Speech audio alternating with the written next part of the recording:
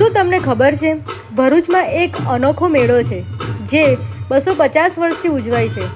ભરૂચનું મેઘરાજાનો મેળો અને છડી મહોત્સવ આ બે તહેવાર માત્ર ભક્તિ જ નહીં પરંતુ ભરૂચની પરંપરા અને એકતાનો જીવંત સાક્ષી છે. મેઘરાજા મેળો શ્રાવણ માસના 25 દિવસ સુધી ઉજવાય છે.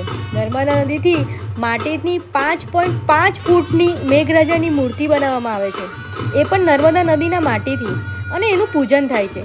માન્યતા એવી છે કે વર્ષો પહેલાં ભીષણ દુષ્કાળમાં ભોઈ સમાજે મેઘરાજાની સ્થાપના કરી હતી અને પછી ચમત્કારિક રીતે વરસાદ વરસ્યો હતો.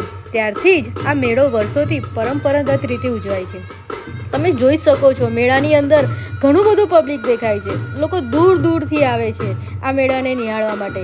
આજે છડી મહોત્સવ પણ 250 વર્ષથી વધુ જૂની પરંપરા છે. શ્રાવણ વદ સાતમથી શરૂ થતા આ મહોત્સવમાં 30 ફૂટ ઊંચી બાંસની છડી ઊભી કરવામાં આવે છે. છડીનો જે ઢોલ શરણાઈ સાથે નૃત્ય કરે છે લોકો. ભોઈ સમાજ માટે આ ગાયનું પ્રતીક છે અને ખારવા સમાજ માટે વાછરડાનું, જે સમાજમાં એકતા અને સમરસતાનું પ્રતીક બતાવે છે.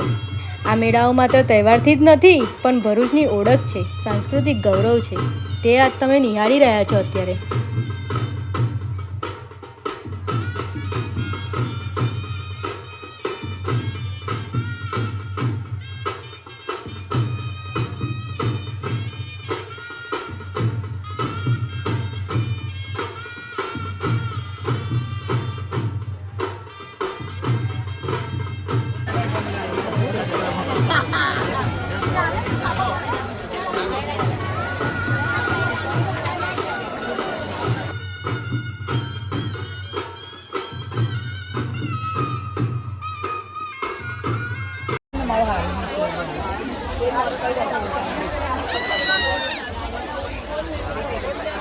ચાદરો લઈ લો.